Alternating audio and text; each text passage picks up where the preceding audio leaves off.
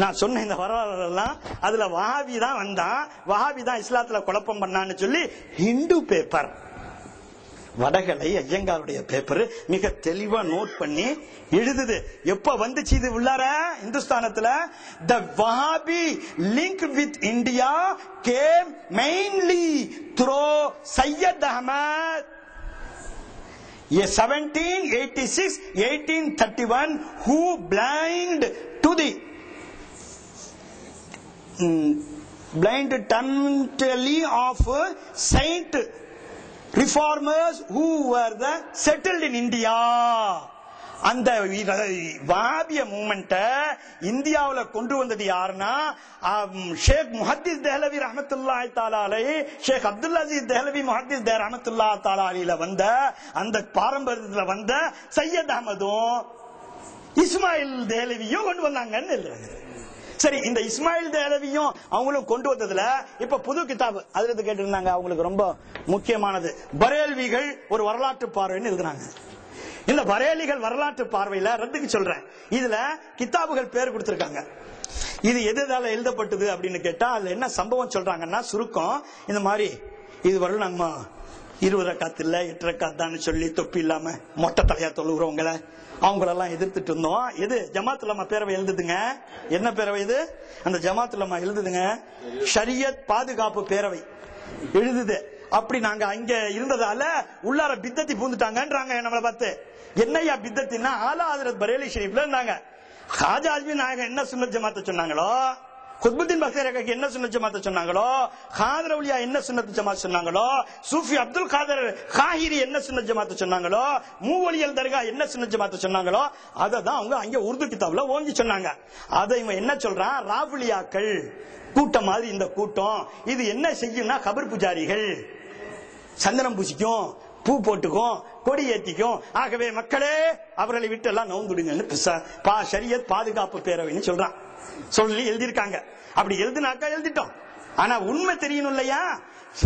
இந்த வஹாபி மூவ்மெண்ட் அவன் கொண்டு வந்ததுன்னா இவன் பிரிட்டிஷாருக்கு இவங்க சப்போர்ட் பண்ண போனாங்கன்றான்.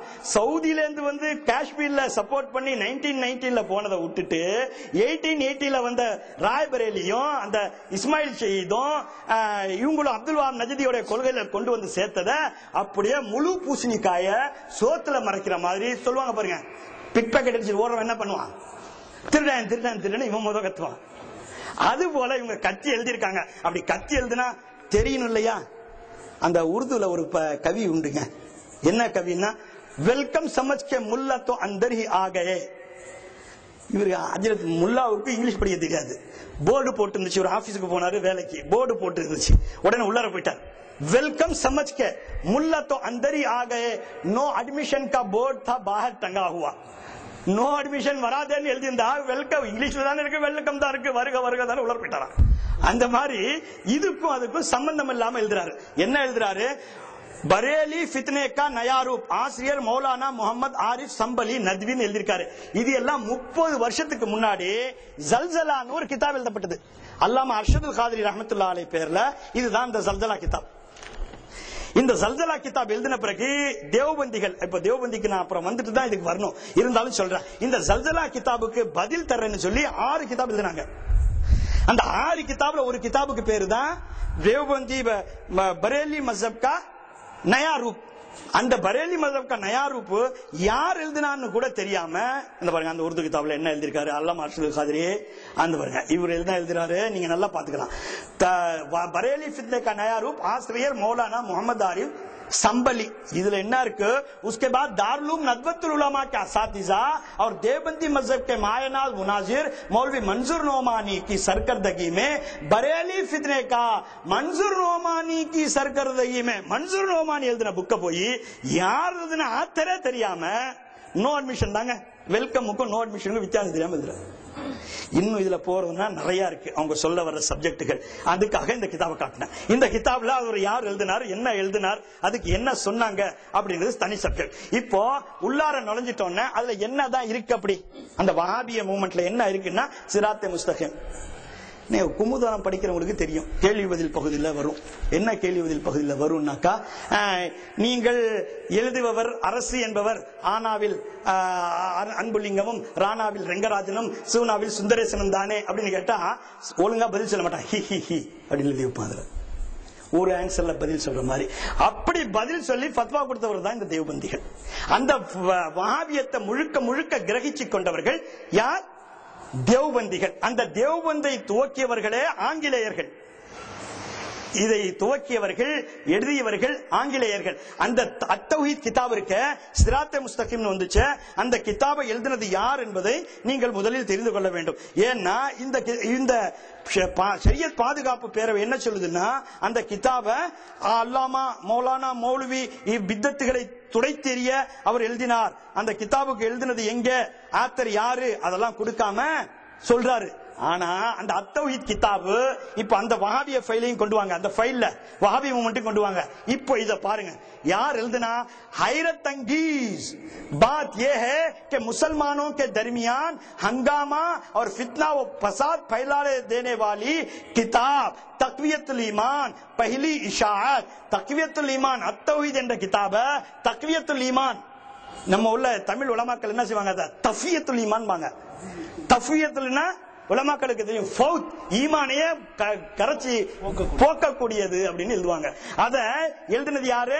1838ல royal East India company London. அவர் என்ன எழுதுறாரு? இந்த ஷரியத் பேரவையா, ஷரியத் பேரவை என்ன எழுதுது? அவர் எழுதி பித்தத்தை எல்லாம் நிறுத்தினார், சையத் அஹமதியை நிறுத்தினாரு, அவர் இப்னு தைமியா கொண்டு வந்த கிதாப் எல்லாம் செஞ்சாருன்னு இதுல எழுதுறாரு. ஆனா அந்த கிதாப் முதல் அச்சடிக்கப்பட்டது எங்க? ராயல் इस्लामिक सोसाइटी कलकत्ता और हजारों तादाद में मुफ्त तकसीम हुई. वाज़े रहे कि दिल्ली पर कब्जा करने से पहले अंग्रेजों का सियासी फौजी முதல் தலைநகரமாக பிரிட்டிஷ்காரர்களுக்கு திறந்தது கல்கத்தா தான். கல்கத்தா ரெஜிமெண்ட், மெட்ராஸ் ரெஜிமெண்ட் ரெண்டு தான் இருந்துச்சு. அப்புறம் தான் பாம்பே வந்தது. அதனால பாம்பேவுக்கு பூனாவுக்கு தான் முதல் ரயில்வே போட்டாங்க. இப்ப அந்த வரலாறு தனியா வரணும். ஆனா இதோடைய இங்கிலீஷ் காப்பிய तक़वियतुल ईमान का अंग्रेजी तर्जुमा भी पहले ராயல்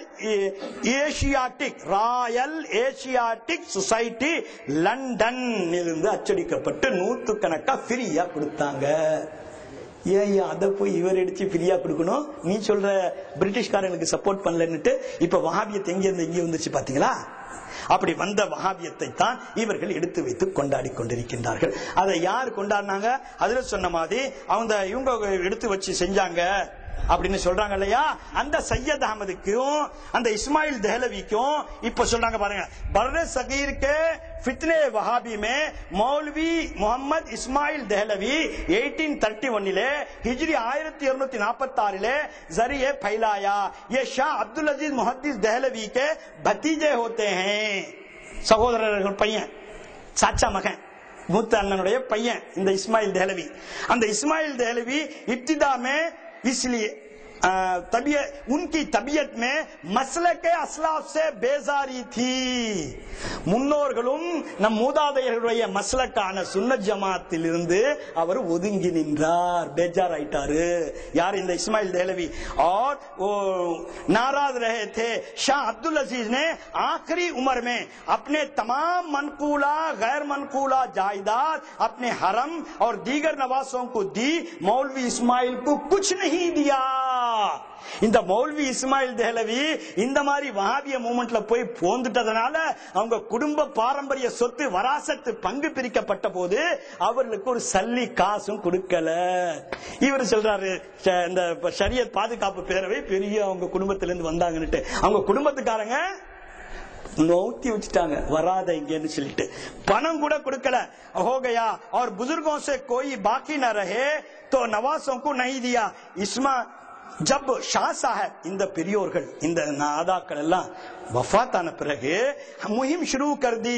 तकलीद अइम्मा अरबा को हराम बताया. இன்னைக்கு சொல்ற பிஜே அன்னைக்கு சொல்ல வச்சிட்டாரு. என்ன? 4 இமாம்களில் ஒருவரை பின்தொடர்வது ஹராம்.